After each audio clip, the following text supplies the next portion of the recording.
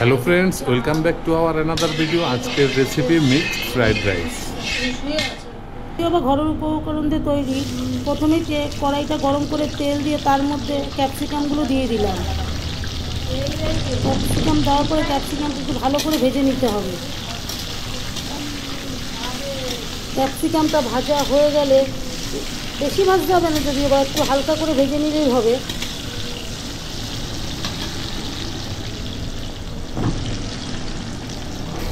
আর আমি আগেই ভাতটাকে নামিয়ে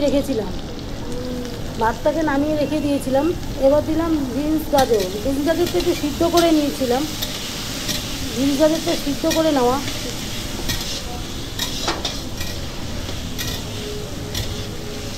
বিনস গাজরটাও দিয়ে দিয়েছি, দিয়ে ভালো করে নাড়িয়ে চাড়িয়ে নিচ্ছি।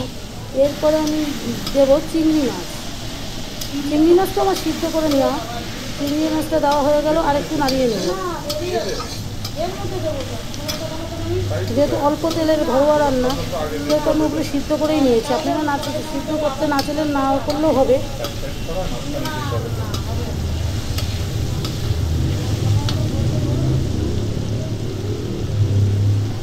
তারপরে চিকেনটাও আমি সিদ্ধ করেই নিয়েছি। যেহেতু ঘরোয়া পদ্ধতিতে রান্না, ভালো করে একটু নাড়িয়ে চাড়িয়ে নিচ্ছি। আবার একটু নুন দিয়ে দিচ্ছি হালকা করে।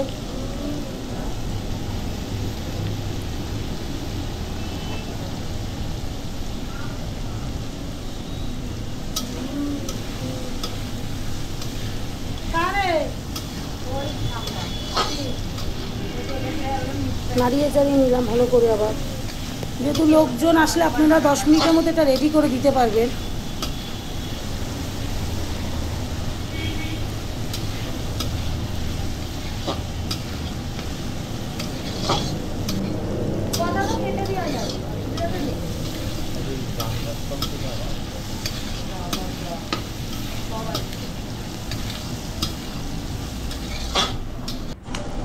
এখানে আমার একটা যদিও বা ভুল হয়ে গেছে। আমি ডিমটা আগে ভেজে রাখা উচিত ছিল, তারপরে মিশানো উচিত ছিল। আমি সেটা করিনি। আমি এটা সরিয়ে তার মাঝখানেই ডিমটা ভেজেছি। এটা ডিমটা আগে ভেজে নিলে পরে মিশিয়ে দিলে ভালো হয়। এটা আমি ভুল করেছি যদিও বা। আপনি এটা ডিমটা আগে ভেজে নেবেন। দেখ হবে না, বললাম না নষ্ট হবে। আলাদা করলে ভালো লাগবে না, নষ্ট হবে ডিমটা। খাবারটা পুরো নষ্ট হয়ে যাবে। আবার একটু নুন দিয়ে দিলাম ডিমটার জন্য। হলো বললে তো হবে না। আমার এই ভিডিও দিতে আপনার এই দিক দিয়ে হয় নাকি কোনো সময়?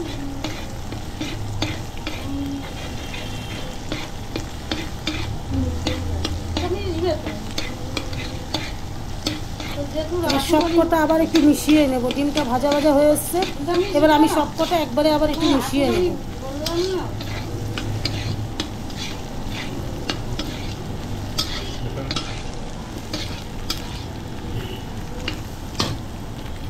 এবার এর ভিতরে যে ভাতটা আমি রান্না করে রেখেছিলাম, ওটা আমি এরপরে দিয়ে দেব।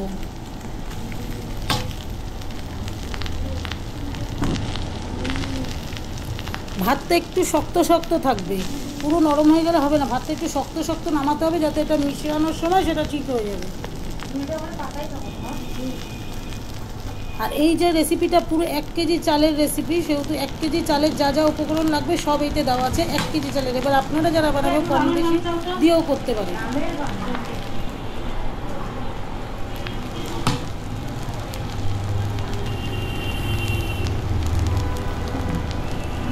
এবার এগুলো সব একসাথে আমি মিশিয়ে নেব।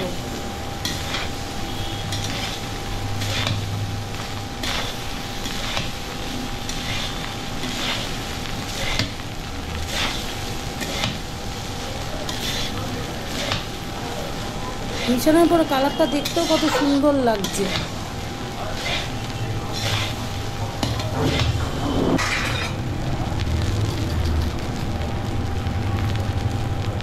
এরপরে দিলাম আমি অল্প একটু চিনি। এরপরে দেব আমি মশলা। মশলাটার মধ্যে আছে দারচিনি, লবঙ্গ, শাহজিরা, বড় এলাচ, ছোট এলাচ, জায়ত্রী, জয়ফল, ভুলে গেছিলাম যদি বলতে। এগুলো দিয়ে আমি একটা মশলা করে নিয়েছিলাম। মশলাটা আমি তো অল্প আগুনের তাপে করে নাড়িয়ে নিয়েছিলাম, নাড়িয়ে গুঁড়ো করে নিয়েছিলাম। ওটা এরপরে আমি এখানে মিশিয়ে দিলাম রাইসটার সাথে।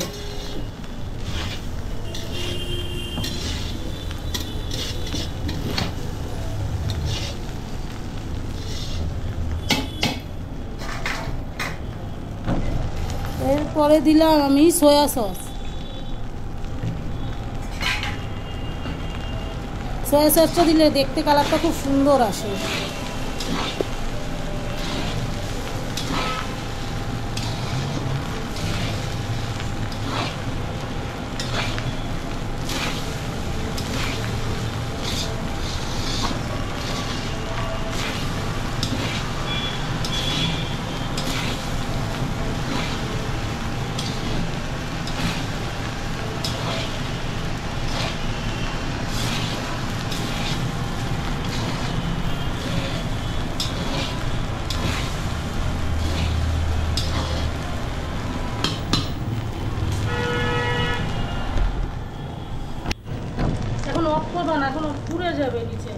এরপরে দিলাম একটু ঘি, অল্প একটু ঘি দিয়ে দিলাম।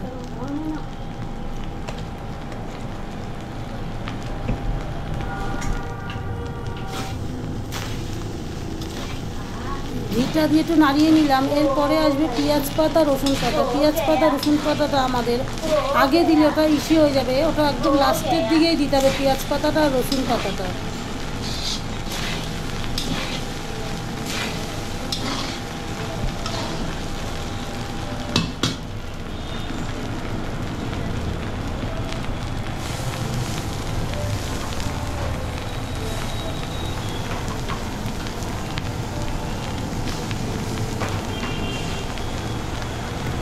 পেঁয়াজ পাতা, রসুন পাতা দেওয়া হয়ে গেছে। এবার আমরা নাড়িয়ে নেব। আপনাদের যদি রেসিপিটা ভালো লাগে তাহলে রেসিপিটা বাড়িতে একবার বানিয়ে খেয়ে টেস্ট করে দেখতে পারেন।